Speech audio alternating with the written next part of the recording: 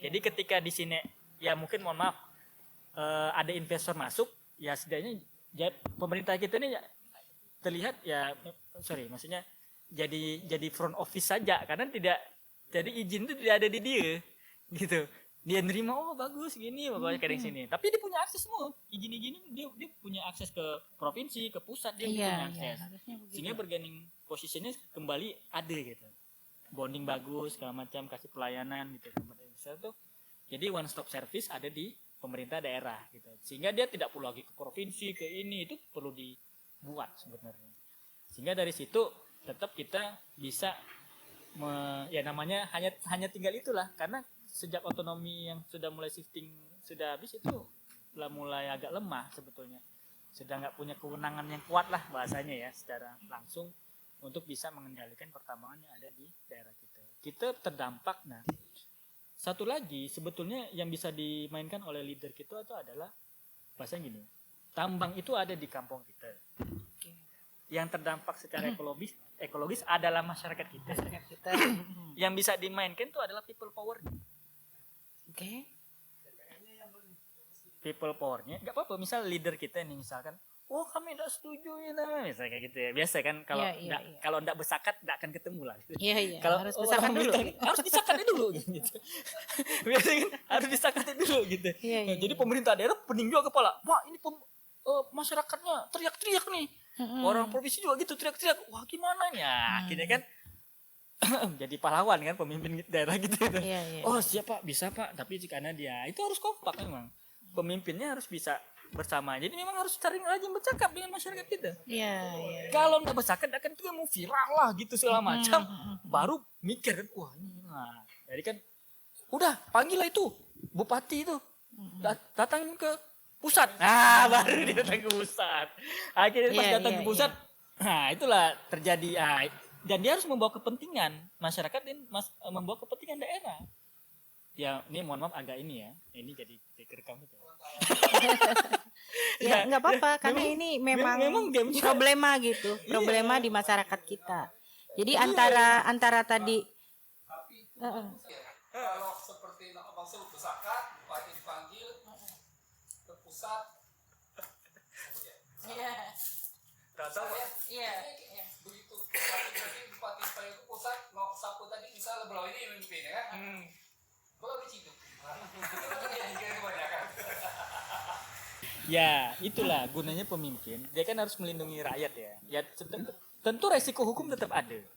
Dan gitulah. Makanya kan memang harus ya memang ujaran kebencian, undang-undang ITE itu kita harus paham ya. Harus tahu celahnya di mana kan. Ya namanya kita bersuara kan juga punya hak kita bersuara kan gitu kan. Tidak terima tapi disampaikan dengan santun. Istilahnya tetap menolak lah gitu. Intinya ada penolakan. Nah, oleh karena itu barulah ketika ada penolakan pemerintah pusat berpikir, oh harus ada alokasi buat masyarakatnya, harus ada alokasi buat daerahnya. Nah, itu baru mereka akan mikir ya biasanya. Jadi ilmunya agak ya, ilmu bersakat menurut aku lumayan lah ya, lumayan berdampak gitu. Jadi kalau sekarang gini, lagi kecil kita bari ini kan bersakat gitu. Kalau nggak bersakat akan dikenal guru aja. Akan dikenal guru. Oh kok ini rajin bersakat tapi pintar misalkan gitu. Oh tapi dia pintar. Oh walaupun rajin bersakat gitu kan. Nah dulu kan kami juga kayak gitu kan. Rajin bersakat, bersantak kan kalau di SD 37 itu. Tapi kami pintar, juara 1. Wah itu anak ini sih. Nah, guru-guru jadi kenal semua kan. Terlihat gitu ya, gara-gara tadi bersantak tadi. Nah akhirnya kan kita jadi profil. Oh dulu dia ini bersantak, pas sekarang pintar. Nah kita harus contoh nih dia. Nah, dia dulu rajin bersantak tapi pintar gitu ya. Tapi sekarang lada bersantak lagi kan gitu. jadi itu kadang-kadang baru juga. Iya, jadi tadi kalau kata abang-abang tadi, ruang ini belum ada di nyaris malah Bangka Belitung pun belum ada kedai Pak Itam. Ya, kita nggak akan cut di sini apapun karena ini kan kita diskusi. Ya diskusi. Lintas. Ya, kemudian juga untuk memantik.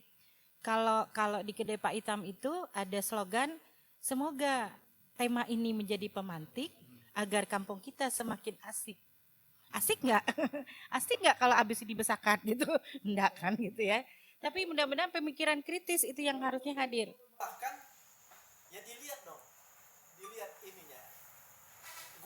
apa. Iya, betul. Bukan dibekap gitu, bukan Iya, di betul. Karena memang ada ilmunya, konflik manajemen itu ada ilmunya. Betul. Biasa. Kalau kita di korporasi itu hal Iya. yang biasa kita lakukan. Jadi kalau Manajemen konflik itu ada. Iya. ada ilmunya. Iya. Jadi jangan kita takut dengan namanya konflik. Karena itu tuh sesuatu instrumen yang bisa kita gunakan gitu ya. Itu tuh hal yang biasa gitu. Iya. Bisa kita siapkan. Digunakan perusahaan karyawan. Oh iya, itu biasa itu. Iya. harus Nah, kita buat. terkait manajemen perusahaan tadi, pernah kan mengalami manajemen konflik nggak? Itu adalah tadi aku sebut tools memang. Toolsnya memang yang harus ada Dan gitu ya. konflik misalnya kita suruh HRD konflik ini, ujung-ujung kita yang jadi ini kan. Oh iya. Oh, artinya gini, kau lempar isu ya gitu ya maksudnya. Ini. Nah, ya udah, makanya yang penting kerja benar, segala macam ujung-ujung. Betul. Pengenalan SDM di dalam korporasi itu juga perlu gitu loh. Iya. Buat Iya, strategi ya. kami itu di kedai Pak Itam itu kan dengan berbagai macam tema ya. Tadi yang menariknya ketika Bang Tafib cerita bahwa ada banyak pensiunan nih balik ke Belitung. Iya. Dan sebetulnya itu harusnya diberdayakan begitu ya. Benar itu. Dan kami itu sebetulnya tujuan visi misi kedai Pak Itam itu adalah mengkolek atau merekam para tokoh-tokoh yang tadi yang sudah tua, dia mungkin punya kemampuan seni, dia mungkin punya kemampuan tadi nyangkul ya, skill-skillnya, dan kita kolek ke sini. Betul, kita kolek ke sini untuk bercerita tentang, minimal bercerita dulu tentang apa yang dia punya gitu ya, baru kemudian bisa motivasi. Next siapa tahu bisa kalau seandainya ini dilihat oleh pemerintah, ya sudah diperbantukanlah di konser-konser yang seperti apa. Balik lagi ke Bang Suryandaru, kalau tatanan tadi wilayah desa yang secara ekonomi tadi, apakah Belitung ini mungkin ada perbedaan dengan Bangka gitu mungkin menurut pandangan Bang Suryandaru? Ya tentu beda ya. Ya, dari sisi Bangka dan Belitung itu punya culture pun juga ya. juga berbeda. Jadi ya memang secara etos kerjanya juga berbeda. Jadi memang walaupun sama-sama tambang. Gitu. Nah itu Jadi, maksudnya ke sana pertanyaannya. Dua-duanya sama-sama tambang, tapi memang orang ini kan lingkup wilayah ya, cakupan. Jadi di Belitung itu kenapa berbeda? Karena memang dia kecil. Oke. Kenapa kecil itu berbeda? Karena memang pada akhirnya kan karena dia kecil, kita punya bonding sosial itu lebih kuat ketimbang di Bangka. Lebih kenal orang tuh lebih banyak gitu ya. Jadi kita tuh sebetulnya nggak ada ini juga, nggak ada blok juga kalau ketemu dengan kepala dinas atau apapun itu kan kadang-kadang sedari ini sedari itu. Jadi itu juga menurut aku secara advokasi komunikasi ke mereka juga lebih mudah. Gitu. Iya, mungkin. Ada yang mau disampaikan, Bang? Silakan. Kira-kira. Makasih, nanti. Ya. Pertama bangga adik-adik kelas lah. No levelnya lah sampai level nasional gitu ya. Ya, alhamdulillah. Dan ya senang gitu. Karena kalau punya adik kelas, punya kawan senang gitu. Senangnya tuh double-double. Punya saudara senang, senangnya juga double-double. Punya keluarga senang, senangnya juga double-double. Punya tetangga senang pun double-double. Karena apa? Minimal menkelakar, bukan kelakar isok aku tak beberas. Kan gitu. Iya dah. Jadi aku konteksnya kalau kita punya orang lain senang, tetangga senang, keluarga senang, kawan senang, itu senangnya bukan main. Dan ini harus bersuara juga karena sebelah ada orang gede kan Mas ya. Iya. Jangan dia malah diajak dia nggak akan duduk dia renong kan gitu kan. Tapi balik ke tema, tak pula kalau kita bicara kontradiktif ekonomi Belitung sebenarnya berbagai hal lah, berbagai hal. Kalau kacamata kami orang biasa gitu, nengok Belitung ini sebenarnya bukan kurang kreatif bukan. Semua berjualan sekarang, cuman pembeli ya kurang. Kan gitu kan. Jadi effort untuk berusaha itu memang tinggi, effort orang Belitung tuh. Nah, ketika kita berbicara tentang kontradiktif, kita berusaha semaksimal mungkin di bidang ekonomi. Tetapi sebenarnya kalau menurut kacamata kami orang biasa, sekarang ini kebanyakan perenungan. Apa itu perenungan?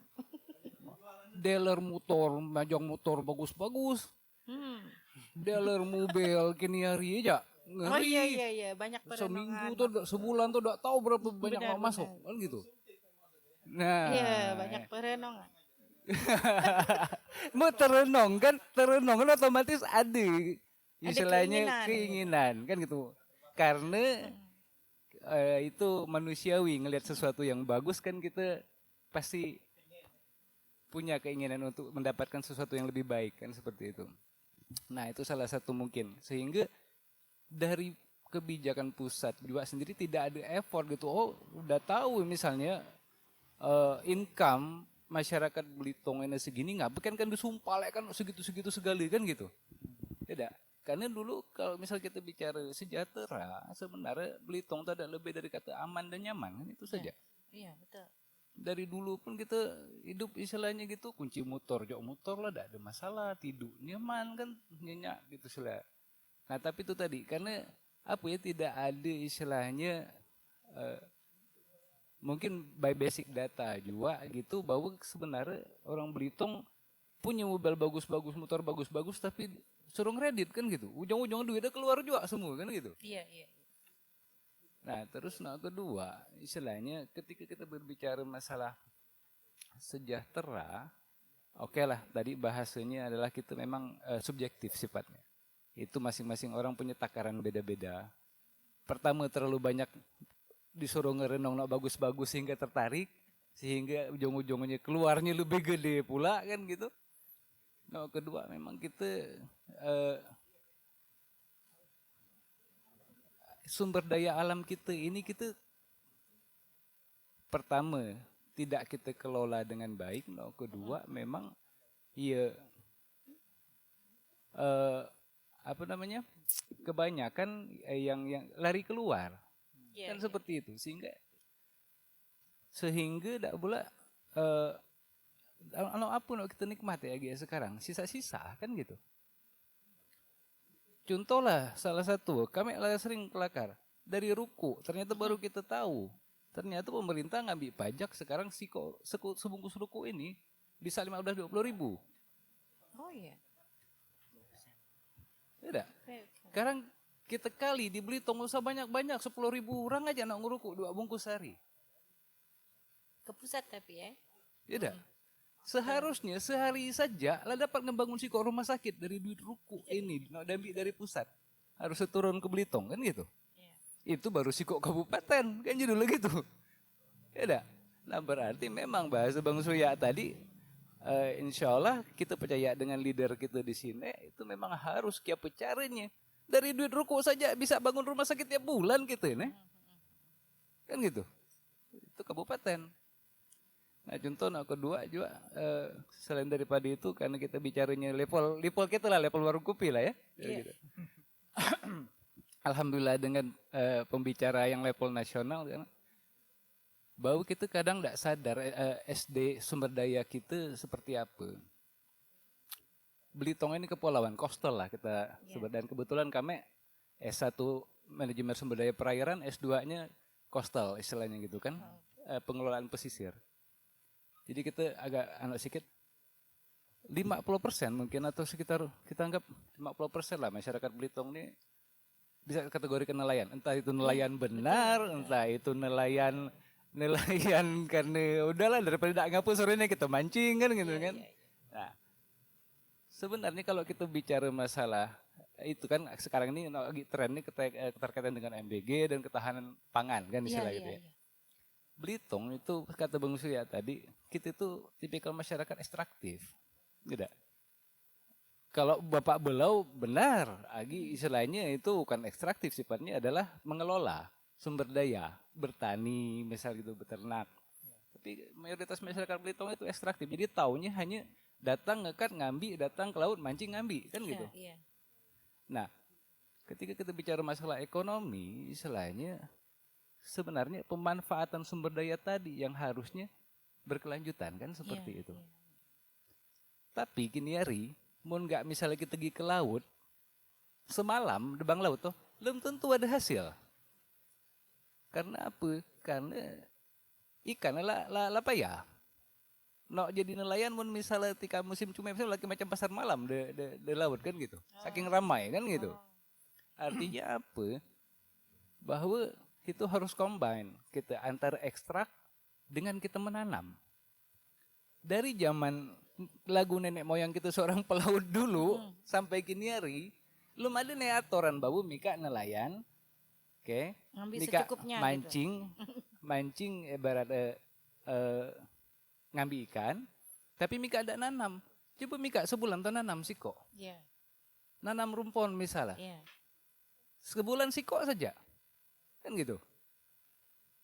Buat siko rumpon, nak diberi tahu model macam gini, apakah yang disubsidi dari pemerintah misal jangkar ke, tali ke, kan gitu kan.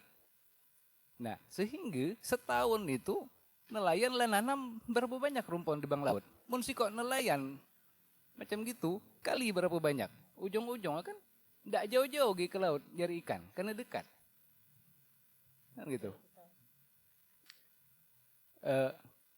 Ya, dengan berkaca desa kita, wilayah kita ini ya, desanya tuh pesisir semua, punya wilayah laut, sebenarnya tidak masuk akal kalau misalnya Belitung itu bahasanya kan kelaparan, kan gitu. Laut luas, darat saya kita bisa bicara lah, isi lah, iup lah, kebun semua segala macam kan gitu.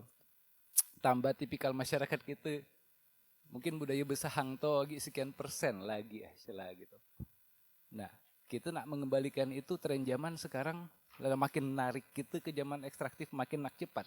Mendapat sarine berusaha lah nak dapat hasil sore. Kan benar, gitu kan? Iya.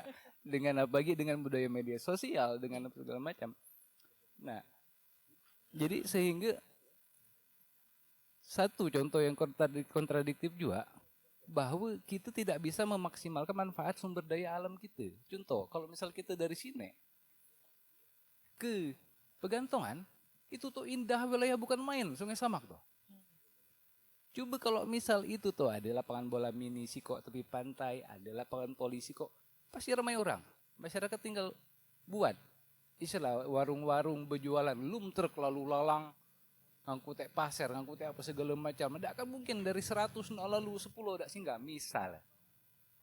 Kan gitu. Tetapi kontradiktif adalah itu hutan lindung. Siapa nak manfaatkan ya? Iya. Nah itu salah satu juga yang harus diperjuangkan kalau kami pikir saya adalah kampung kita, tapi kita tidak bisa berusaha dengan hal-hal nak potensial, kan gitu. Mungkin Bang Suryandaru bisa lah ke depan untuk mensuarakan kan seperti itu. Iya. Jadi kita macam kenapa kan gitu Bang kampung sendiri aja banyak gila hal nak ndak kuang kan gitu. Oh, oke. Tidak.